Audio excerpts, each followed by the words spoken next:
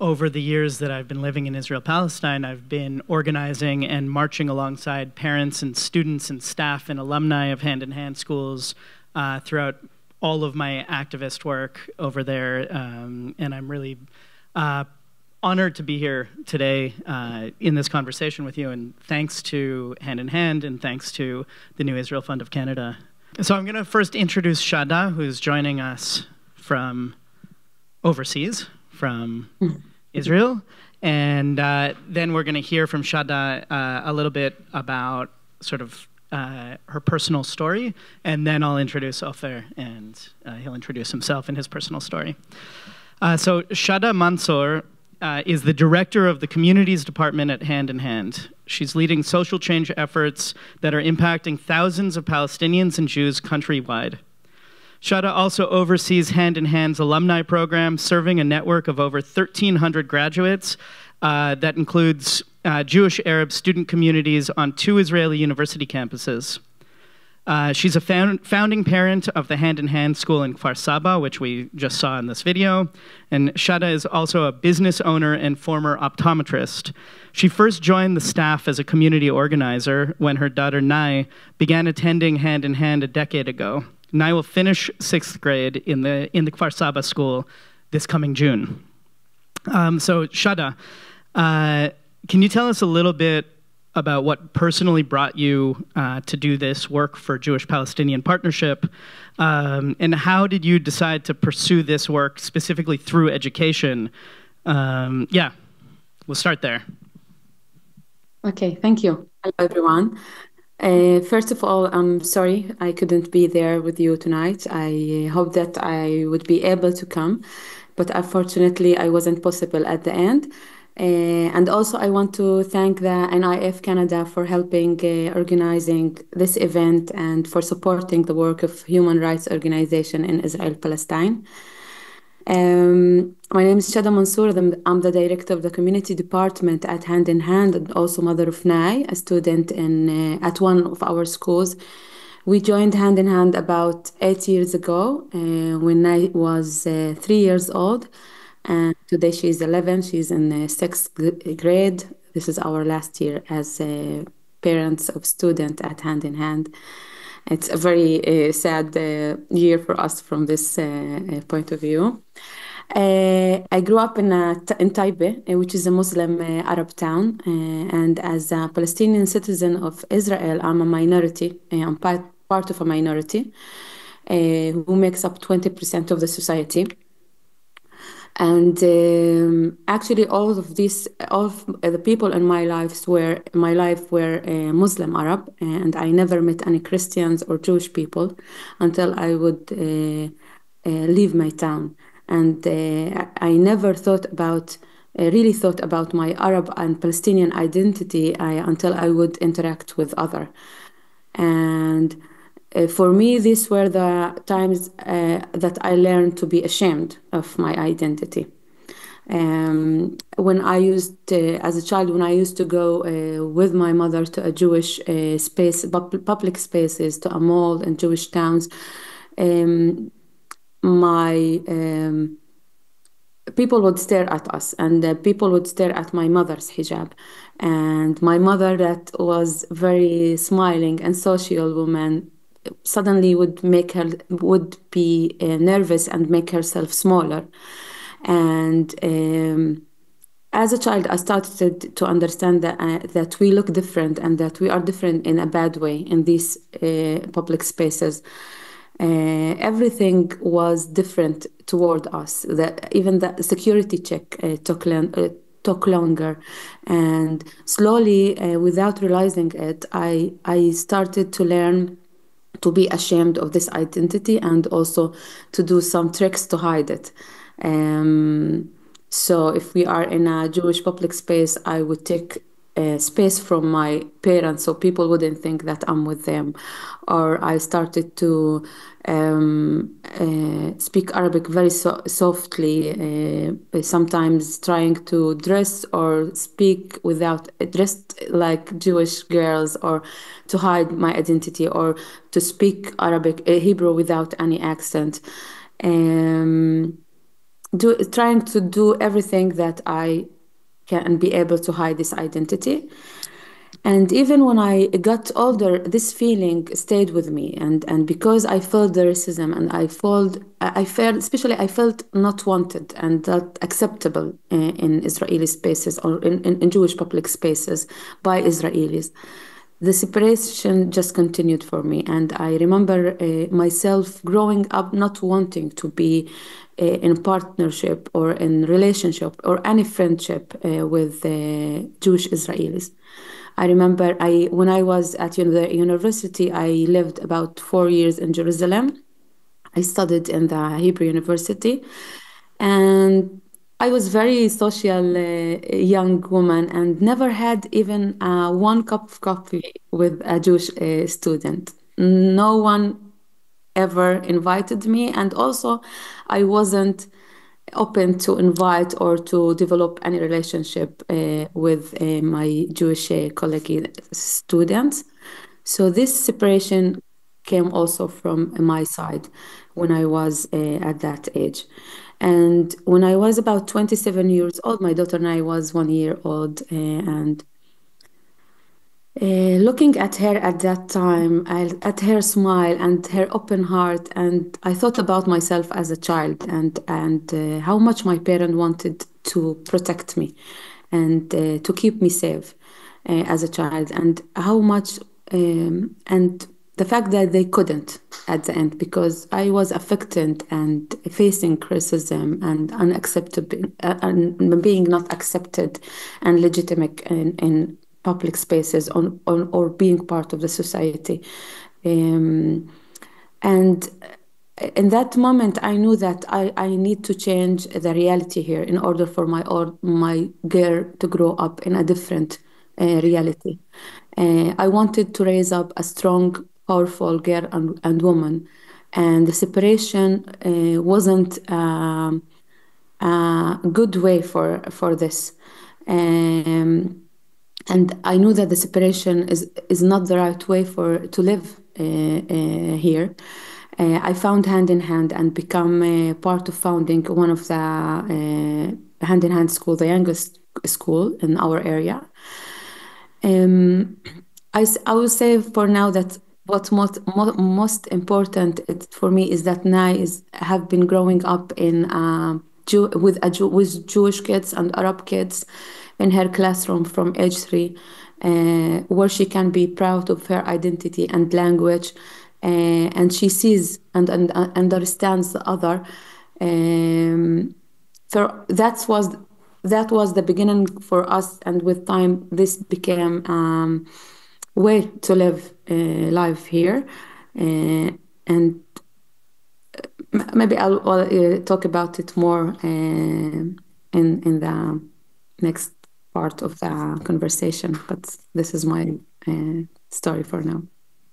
Thank you, Shada.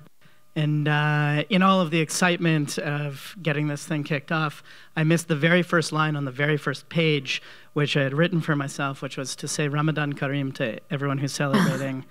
So Ramadan Kareem. Ofer Matan, hello. Ofer is the communications director at Hand in Hand.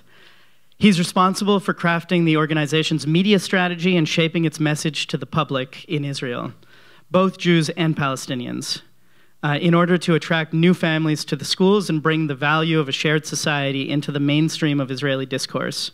Before joining Hand in Hand, Ofer was a journalist for 17 years, writing mainly for Haaretz and other major Israeli media outlets. He's also a filmmaker and an alumnus of the Midrashah Film School in Israel. Third time. In September 2023, he moved from Tel Aviv to Toronto with his Canadian wife and 2 young daughters, and lives around the corner from me now. Indeed. So can you tell us a little bit about your journey, your story, what brought you to this work in Jewish-Palestinian partnership, and specifically in education? Yes. So first of all, thank you all for coming. It's really nice to see a room full of people that are interested in what we do. And I want to thank NIF Canada for organizing that and believing in the cause of this evening. I want to tell you a little bit about my upbringing that was very different from Shada's, but there was one thing similar. I also didn't know any Palestinians, any Arabs at all growing up. And it's not because they weren't close to me. I grew up in Jerusalem. There were Palestinian neighborhoods all around my neighborhood. And yet I had no connection at all with the people living there. My neighborhood was quite new, so we lacked trees and shade. And I'm saying that because every year when the holiday of Lag BaOmer came, which is the holiday where everyone looked for wood to make big bonfires, we couldn't go to the forest and bring wood because there weren't any trees. But we had a lot of construction sites. And a lot of my childhood was trying to steal industrial wood from construction sites. If any of you need tips in how to do it in Canada, I'm your person. I have a lot to say about that. Now, it was pretty fun. We were kids. We were just walking around the neighborhood, a lot of construction sites. And we basically tried to steal this industrial wood. And the biggest fun of it was this kind of cat and mouse kind of game with the person who's guarding the construction site, which was usually a Palestinian man. So that was probably the only interaction I had with Palestinians. I never saw Palestinian kids or women, just Palestinian men in this very specific context. Me and my friends really liked this specific construction site that had very nice wood. And we kind of got to know the person who's guarding the place. Because he had eyes with 2 different colors, which is something you notice as a kid. And he used to try to prevent us from stealing and kind of telling us, no, no, no, in Arabic. And we knew that his name was Mr. Hamouda. That was the only thing we basically knew about this man. And we saw him as kind of a person that representing the law and the authority, telling us not to do stuff. I jump 11 years later. I was around 20 years old. I was part of the IDF, the Israeli army. And I was in a unit that was stationed between Jerusalem and the city of Ramallah, which is a Palestinian city. I was stationed pretty close to my neighborhood where I was raised. And I used to command few soldiers in a checkpoint. That was my job at the time.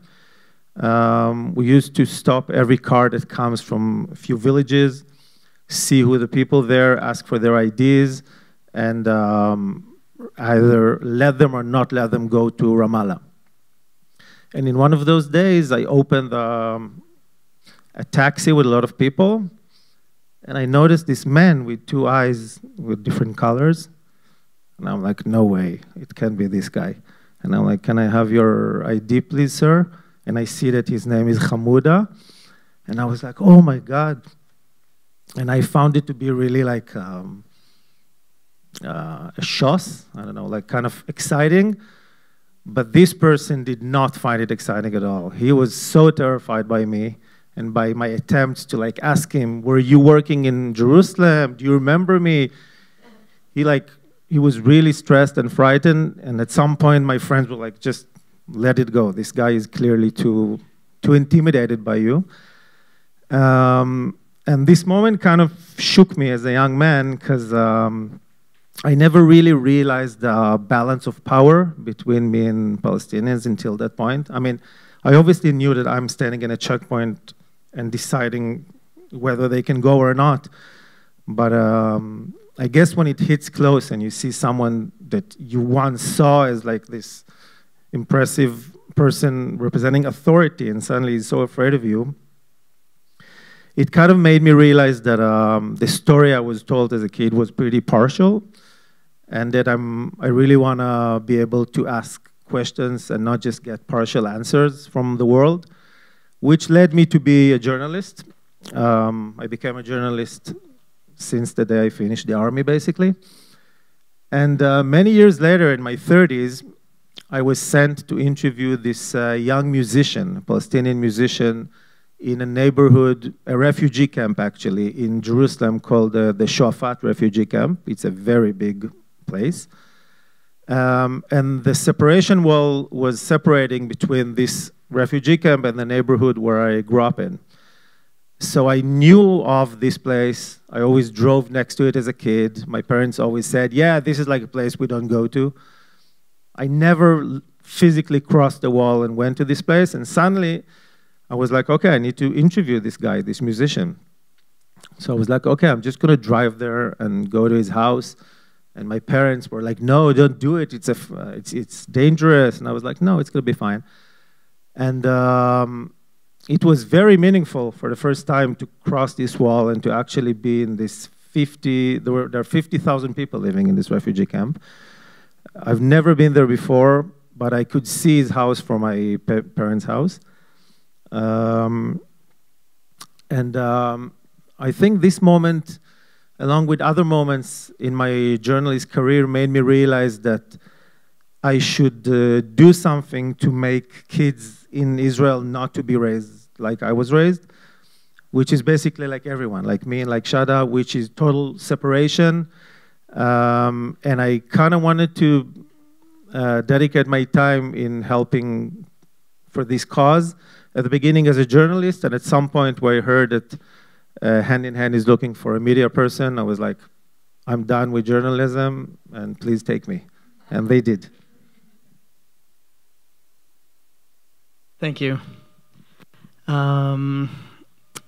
Shada, by the way, there's a full house here. It's a really impressive crowd. I don't know. I don't think you can see them. And yeah, Viva sent me some pictures. Wonderful, wonderful.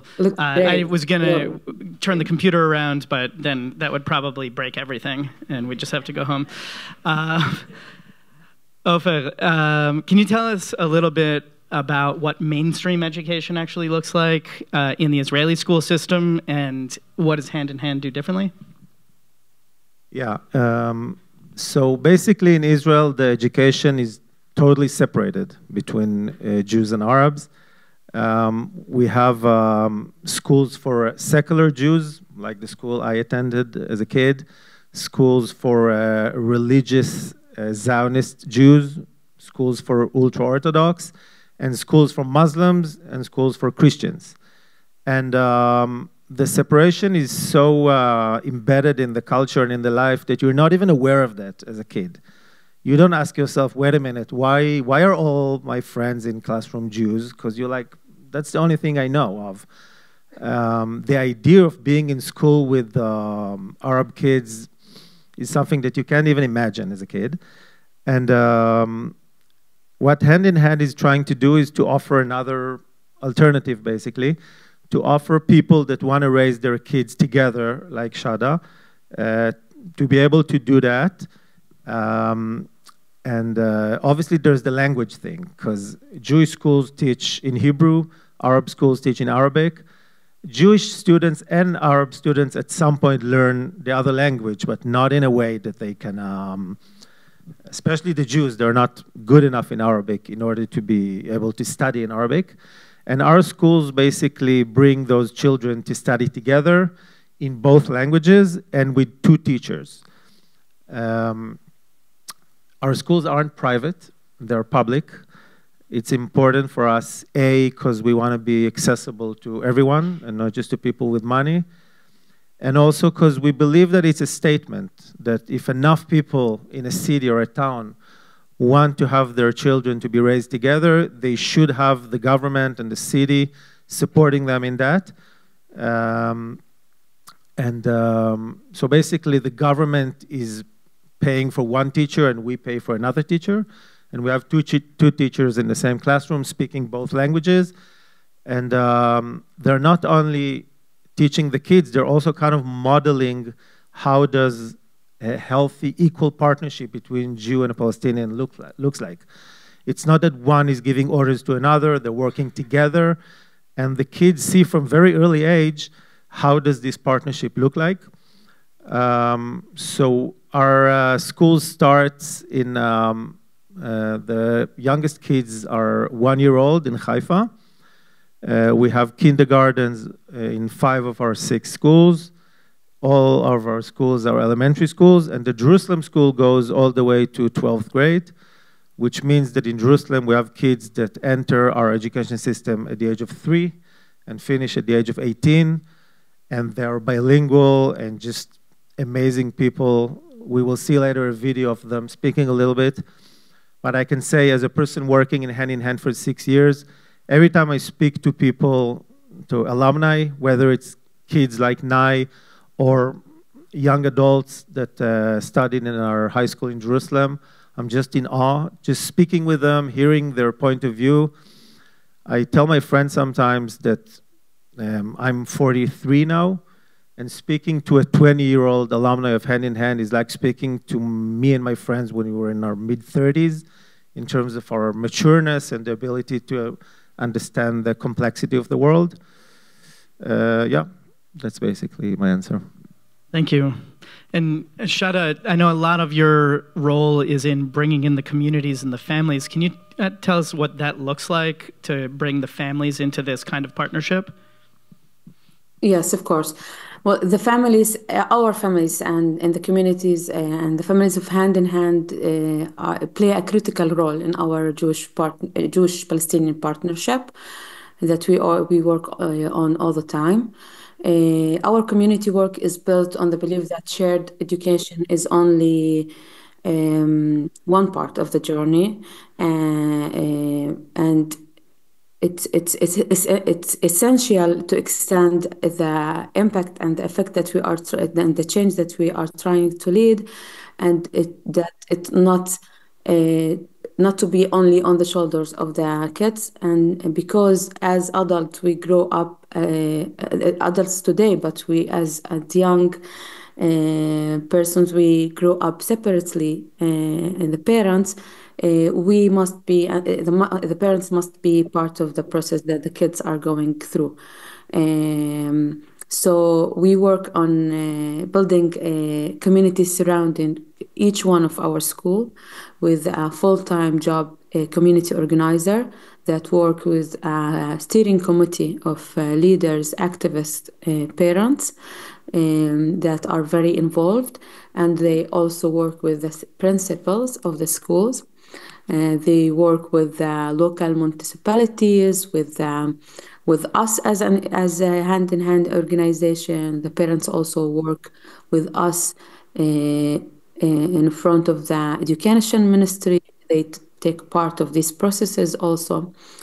But we build a yearly program, community activities, that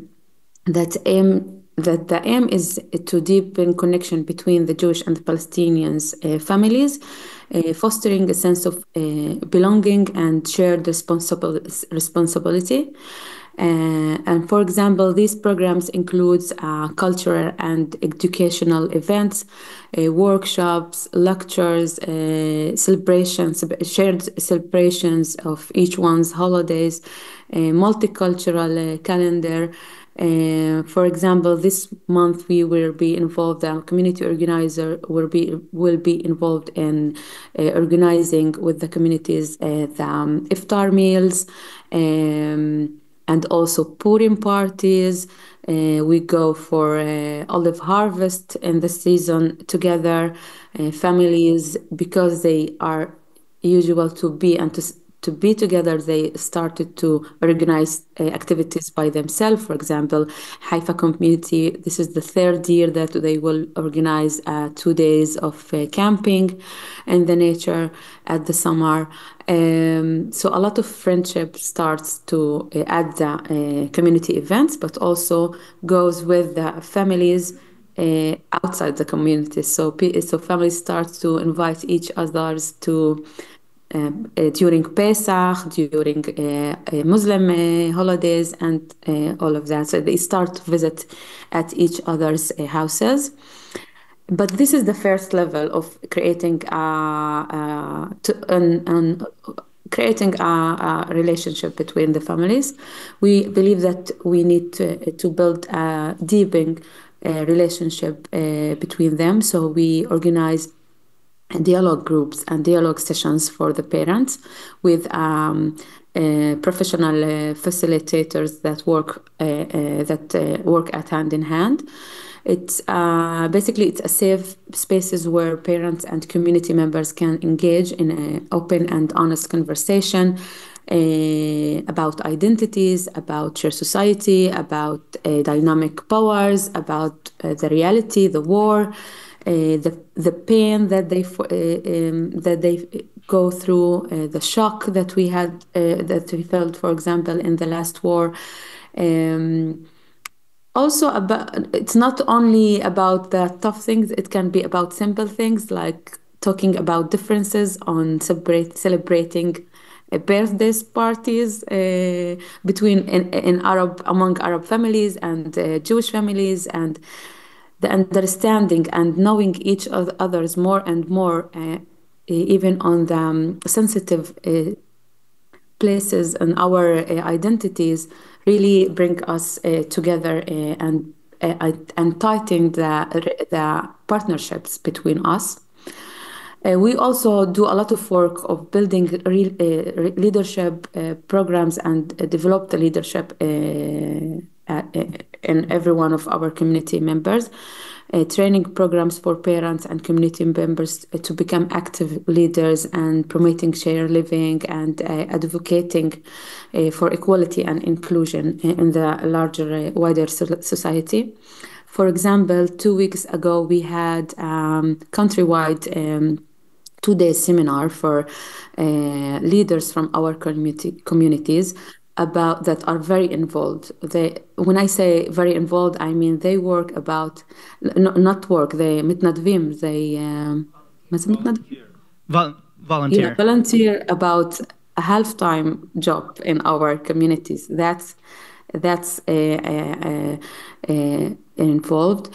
About 100 parents and activists came to the seminar. Most of the people that we invited came, and they took part of a 2-day strategical thinking about how we can maintain and make our social change deeper, and what we are planning for our communities after this war, how we can adjust the work and that we lead after all of the trauma and tough things that we went through. So we do a lot of work with the parents, and we see that firsthand how true friendship are formed through our community work. Families not only participate in shared activities, but also build lasting relationships, as I said. And over time, we witness how individuals and community members as individuals go through a deep process of expanding their knowledge and understanding to the other and acceptance to the other. And this it's like people go through a deep transformation being part of our community. I can share with you that we had and they take this transformation and try to do it and to affect the public spaces and their environment. For example, there was a father who worked in our community, in Galil community, that worked in a high-tech company. And all the meeting rooms that they had there, they were named after Jewish towns from the area. And he noticed that and asked the company, why aren't there meetings named after Arab towns from the area? And as a result, the company added names for Arab towns. It's a small impact, but it's really changed the environment. And also noticed that they don't have multicultural calendar, and also they change it because of that. So it's a small. Sometimes it's small. Sometimes it's bigger impacts and wider impacts.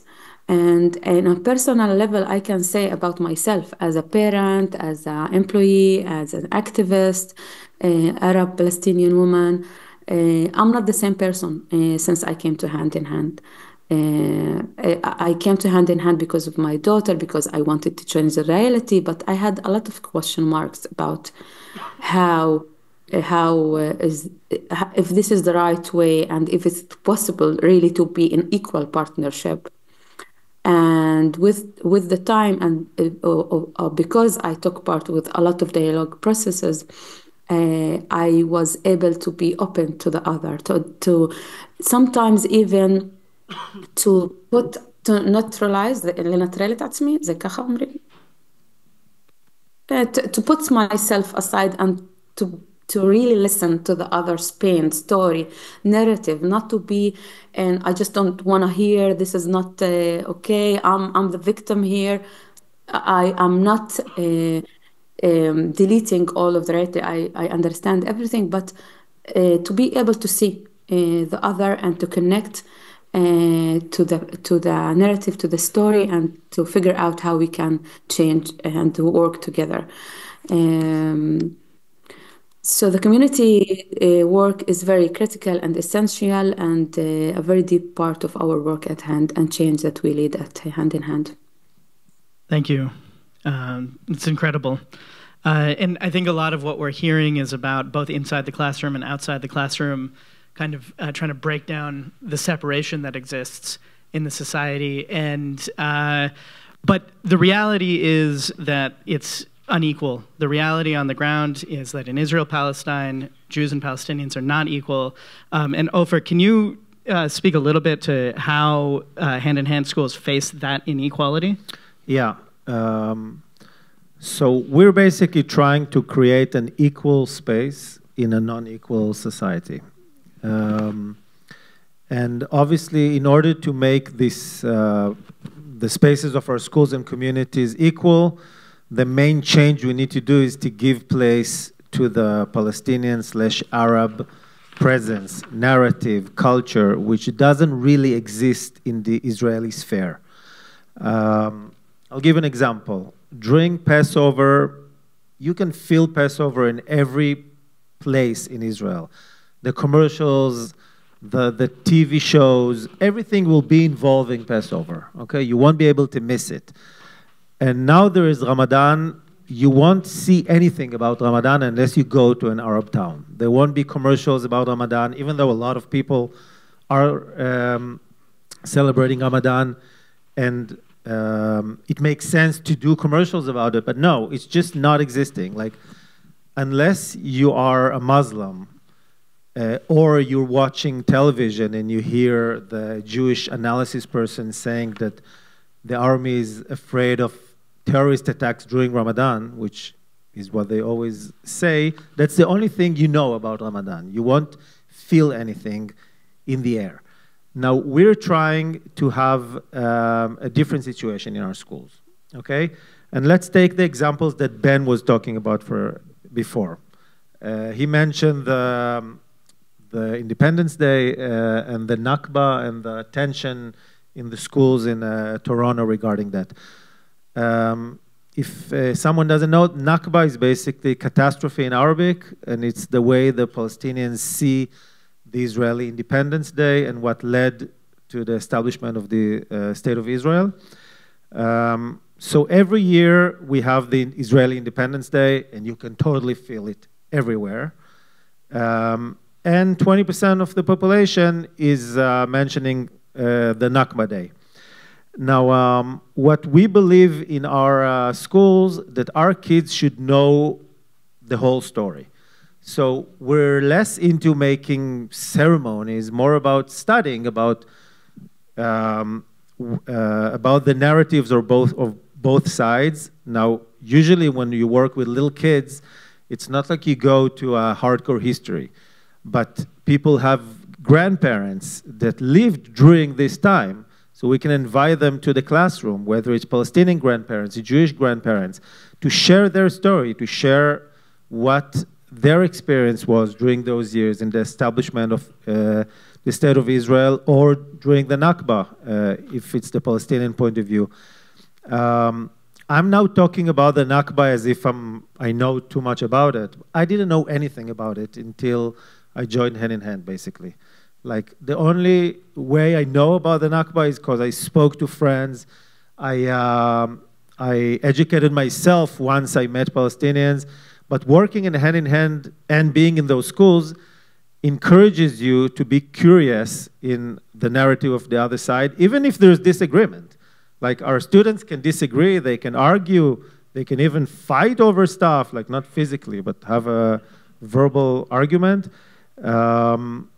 We think it's much better than not knowing anything about the narrative of the other side and then hearing it for the first time in a demonstration or in a context that you can't really understand what you're hearing about. So I can give some more examples. As I said, holidays, culture. Let's take culture, for example. Okay, we have kids in our high school in Jerusalem that they study history of art.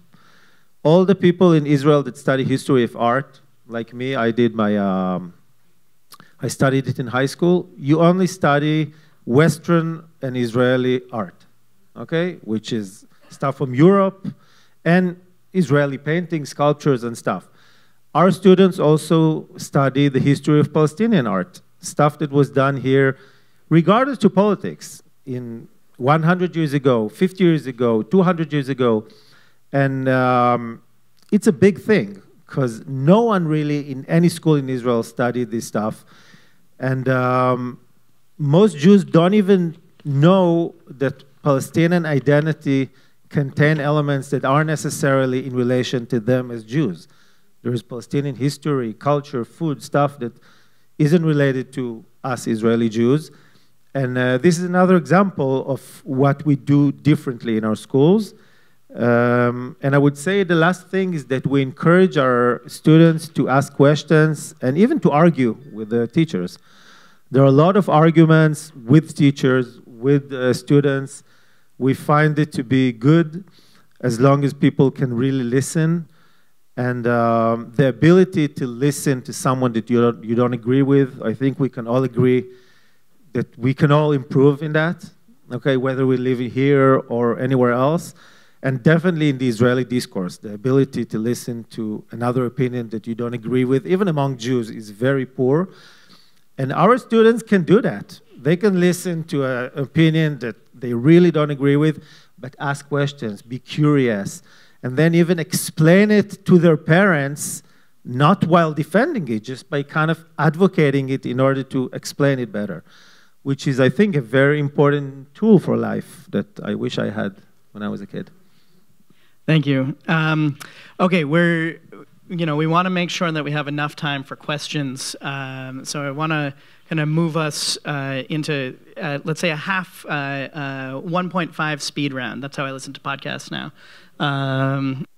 Shada, I want to just ask you, we're going to watch a video in a moment about that has some hand-in-hand alumni speaking about kind of their experiences and some of their perspectives.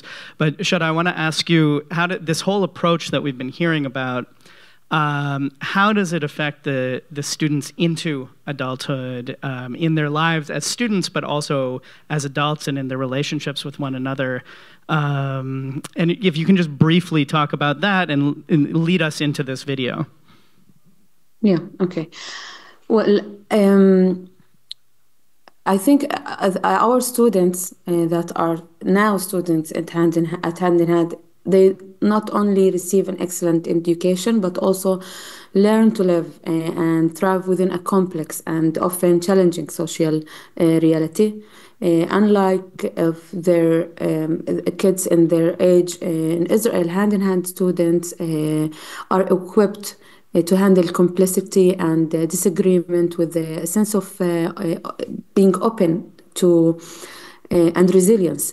They grow up learning to see humanity in each other, and even when they don't agree about or have different opinions, this skill become very, very powerful tool to their adult life. At Hand in Hand, we also build a alumni community that work with alumni and with leadership programs that allows us and them to keep in connection. We want to help them develop leading abilities. And we know that many of our alumni continue to be active leaders and leading in their communities and in the university campuses, and work and promoting developing shared society also at this environment. They are very involved in protest, organizing dialogue groups, and organizing specific activities that are shared to different groups. The education that they had at Hand in Hand provide them with confidence and skills to step into leadership roles and navigate complex environments, as I said. I can give one example about Aya, one of our alumni, also Galil alumni, and that during her university studies, she had the opportunity to mentor first-year students in a specific subject at the university. And the university constantly give her a group of only Arab students. And since Aya was used to collaborate and be in partnership and mixed groups, and this is the reality for her, this felt very strange for her, and she approached the head of the department and asked, why I'm getting only mentoring Arab students. And she explained that she can be very relevant to also Jewish students. She can handle this mixed group and Jewish group. And by raising this question to the director of the department, I helped the university to see something different, to see the reality in a different way, and open the door for new opportunities and possibilities. And since then, the department did the change and started to build mixed group of students. And this is how our alumni affect the environments also after finishing at Hand in Hand school. But I can also talk about my daughter and I. I see how growing up with Jewish and Arab kids with this complexity make her understand from a young age complicated reality from a positive way, from a way that all the time make her think, so how we can figure out, how we can do it together. And from a place that she's confident about her identity and able to develop her identity from a young age, for example. And all the time I compare between her and me when I was about her age. It took me to get to to be 25 years old to be able to say that I'm Palestinian, to understand, to accept this identity. And my daughter is able to say this from 6 years old. Of course, we do a lot of work at home, but also growing up in a very how to say سريفة بريئة شوية healthy environment. Yes, make her a girl that accept her identity, proud of her identity. When I was her age, as I said, I all the time worked about in hiding this identity, and my daughter go around and speak Arabic loudly everywhere in Jewish spaces and invite Jewish girls to play with her, and with a lot of confidence. When I was about 4 years old, when you ask her what is your favorite holiday, she confidently say Purim and Ramadan. And she never thought that this answer will take some part of her identity or be threatening. Threatening in her identity. When I was her age, I was forbidden to be able to be open to this to others' holidays.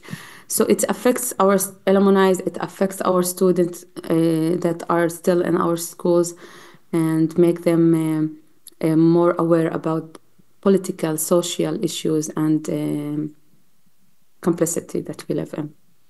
Thank you for that.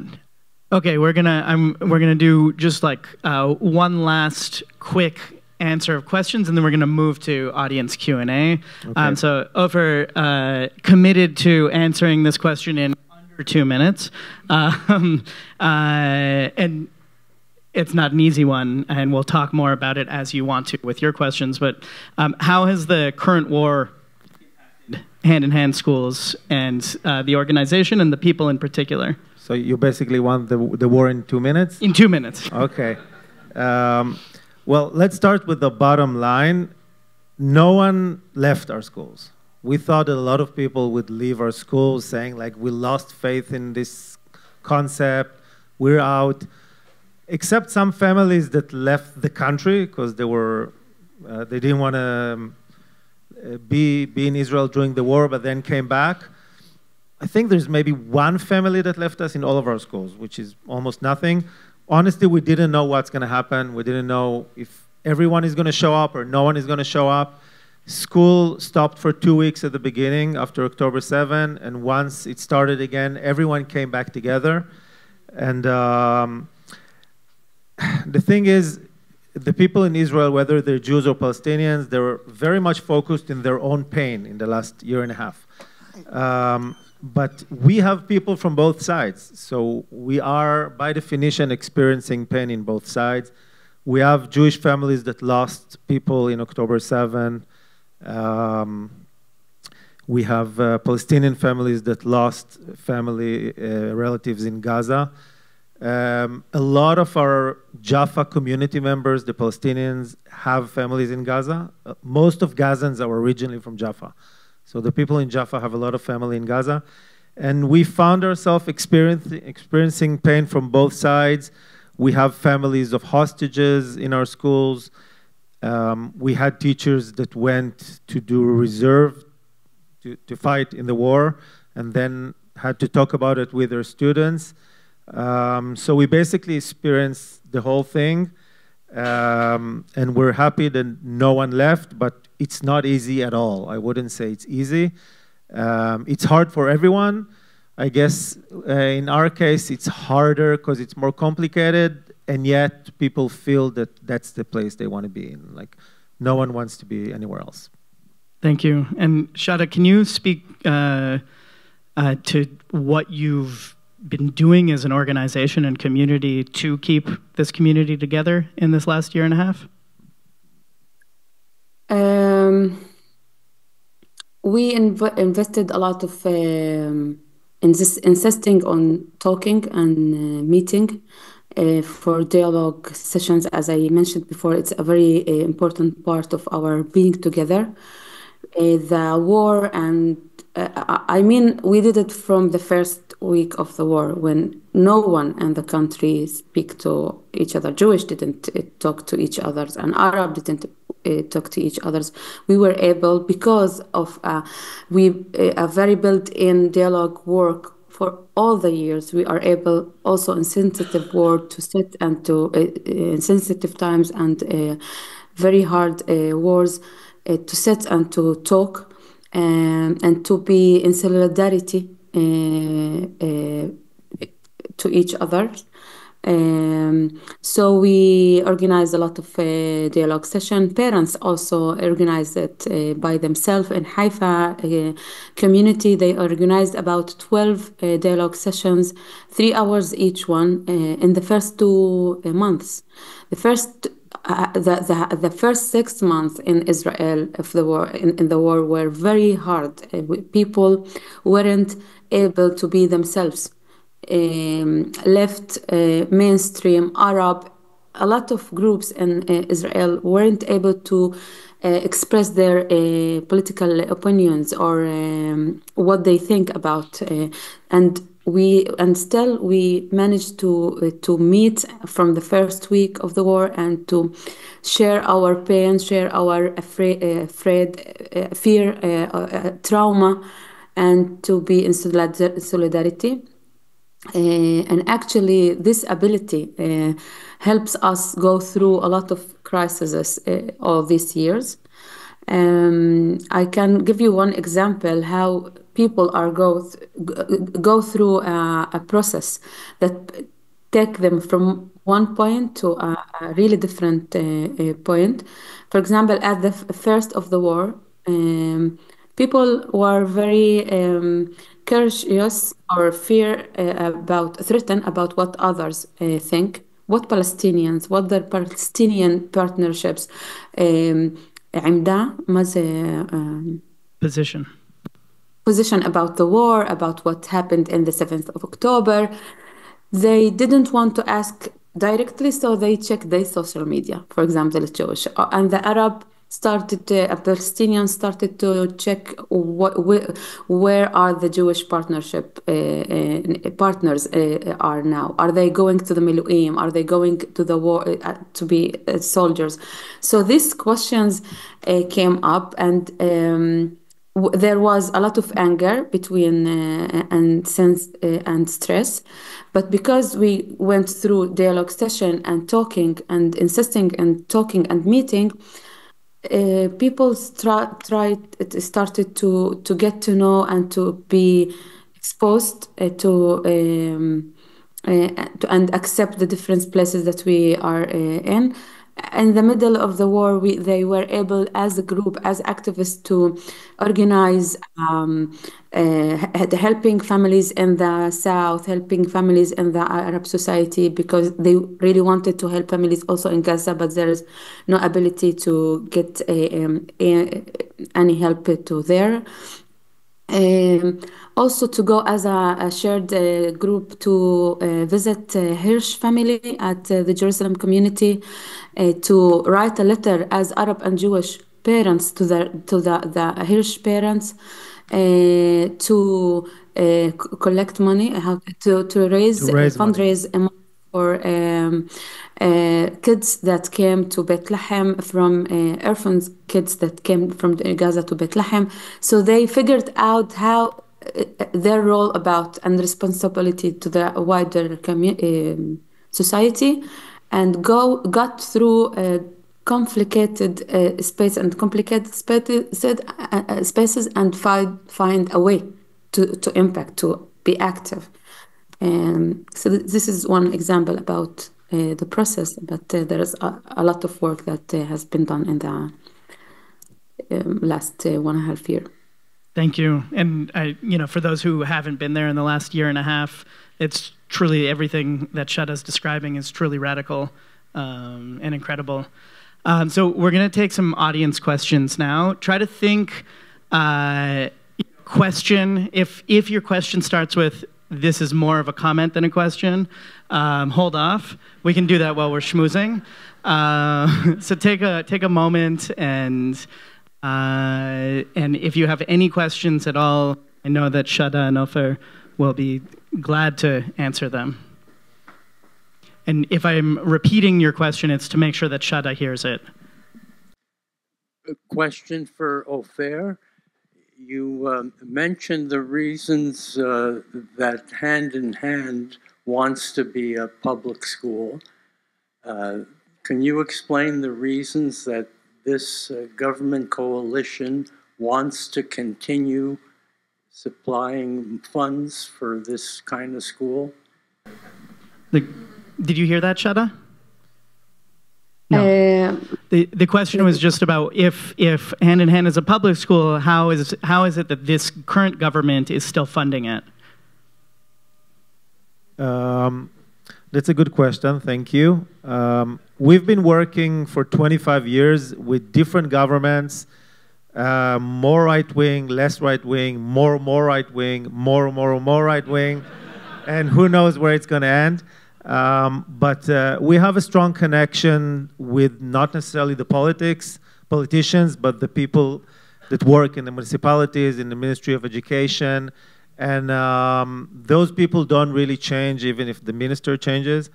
I wouldn't say we're not worried. We're definitely worried that the current government will try to do stuff it's not going to be necessarily closing our school, but maybe trying to interfere with the content or the way we teach stuff. Where obviously everything we do is super legitimate, nothing is against the law, and it's all fine. But the atmosphere in Israel today is that it's enough that some right-wing TV show will make an item about you arguing that you're doing something, and then some politician will run and try to hurt you in order to get applaud by the right-wing voters. So we're very cautious. We didn't do any articles in Israeli media for the first year during the war. We only gave interviews to foreign media because we felt that the discourse in Israel is too extreme and we didn't want to put our people in danger. So yeah, that's basically the short answer. Thank you. And there's a question right up here at the front.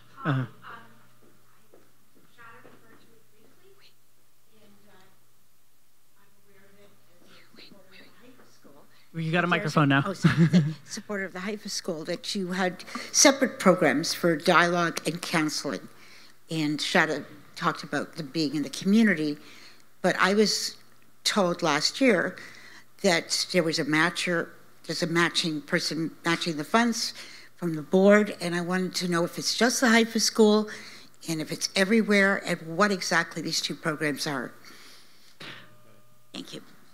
Did you hear that? No. Yeah? I heard, I didn't understand.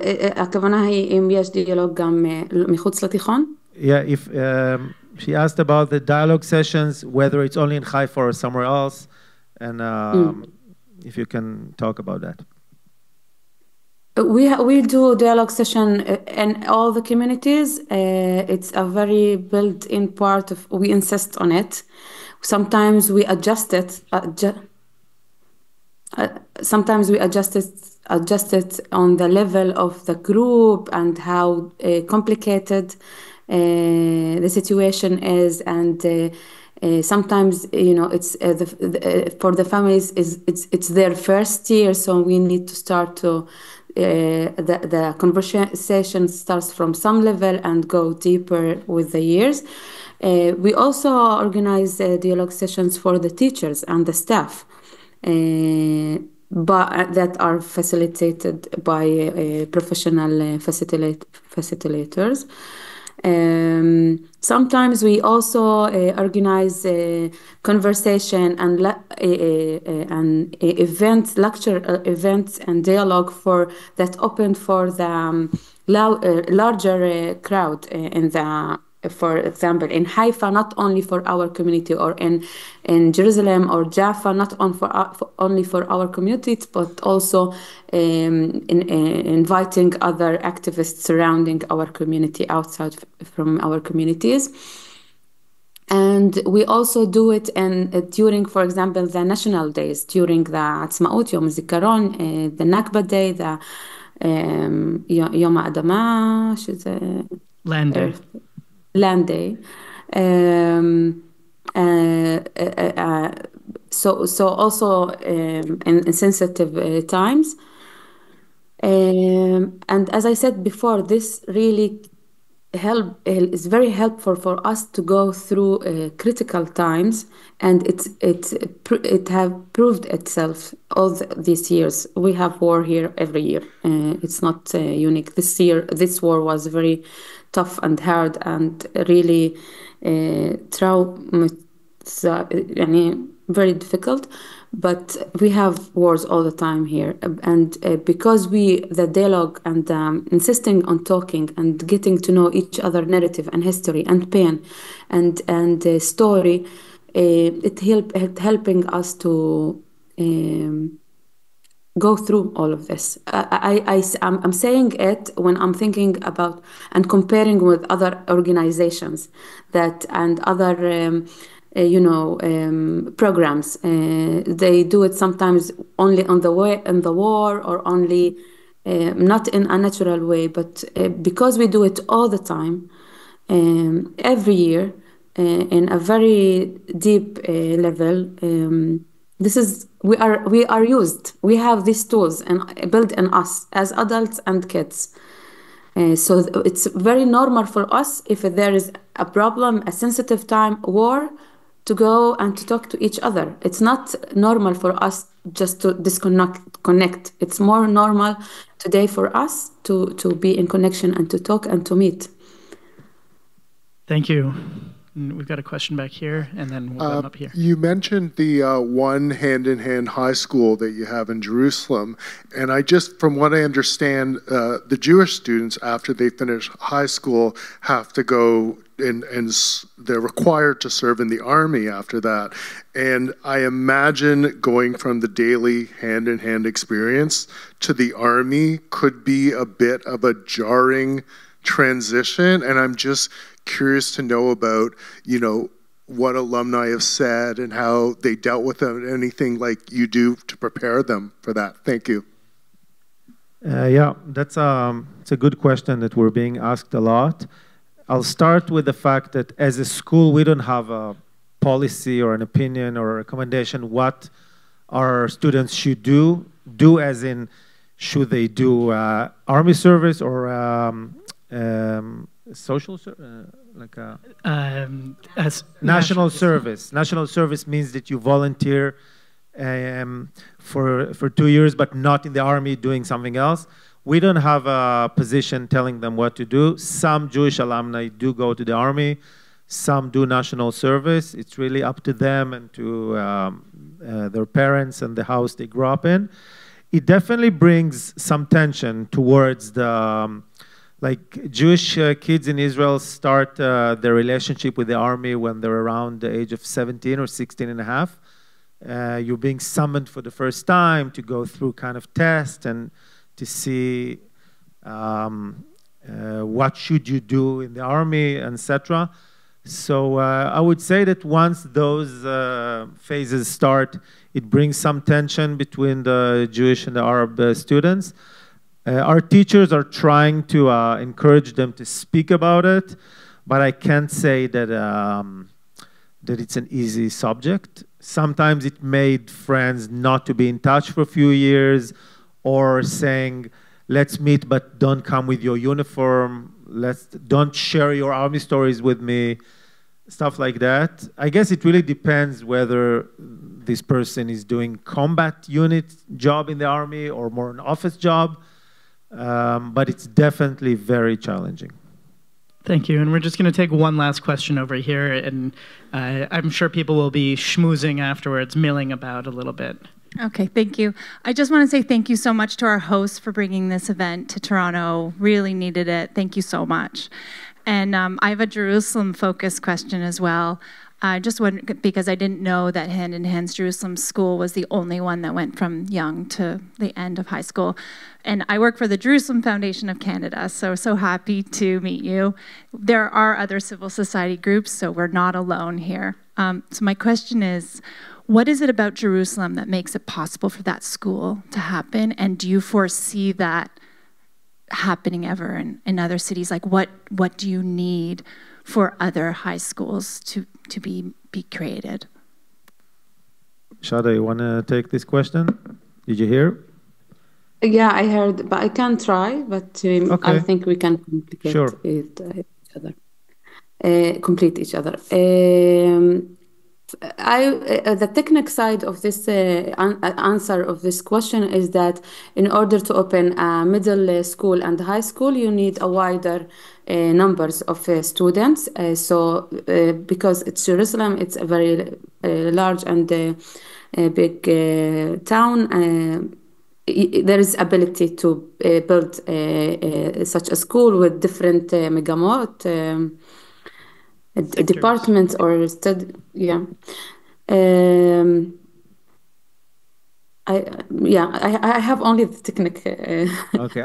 I can add to it, in addition to the technical element, it's not easy to convince municipalities to support that. There's this notion among Jews and Palestinians in Israel, I guess, that it's easier to have kids studying together before puberty.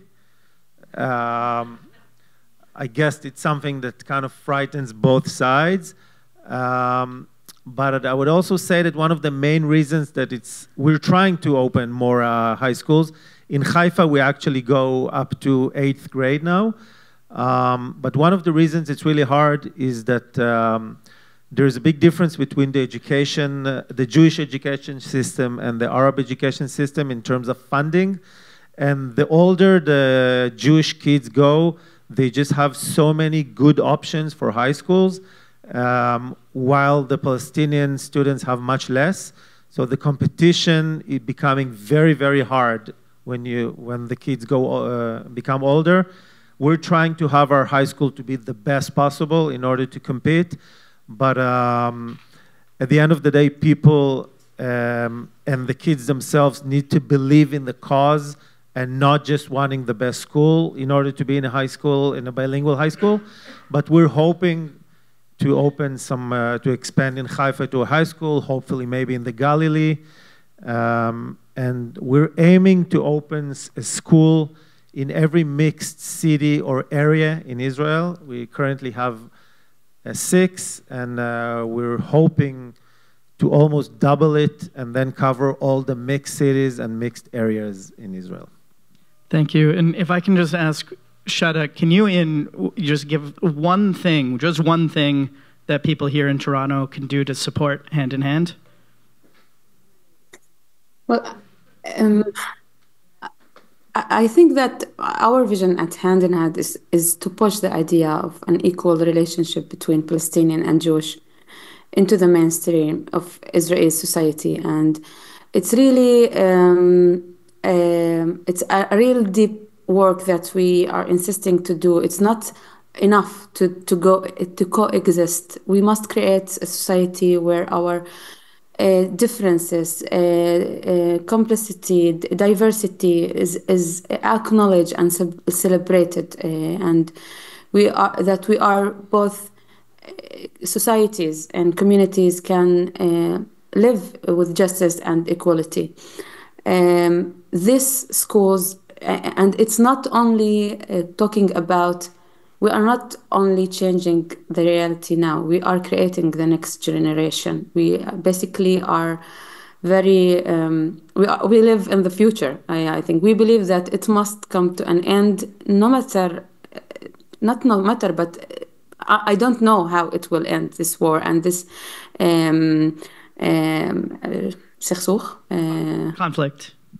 conflict, yeah.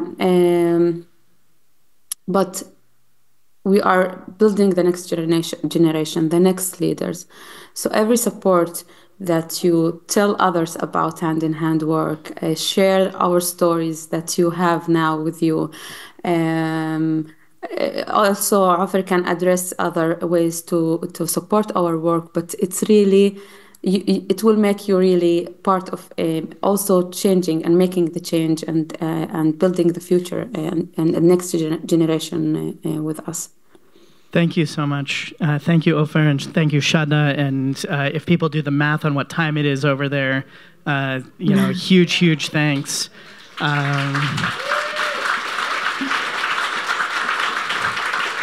Thank you, everyone.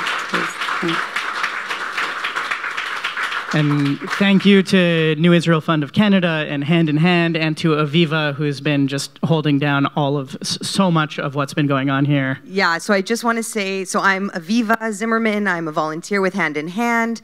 And I want to just give a big shout out to the New Israel Fund, to Ben, to Hannah, to Hannah, to CSI for hosting us. And if you're interested in learning more about Hand in Hand, come talk to us. We've got some refreshments, so thank you so much for being here and weathering the weather to come here. Thank you.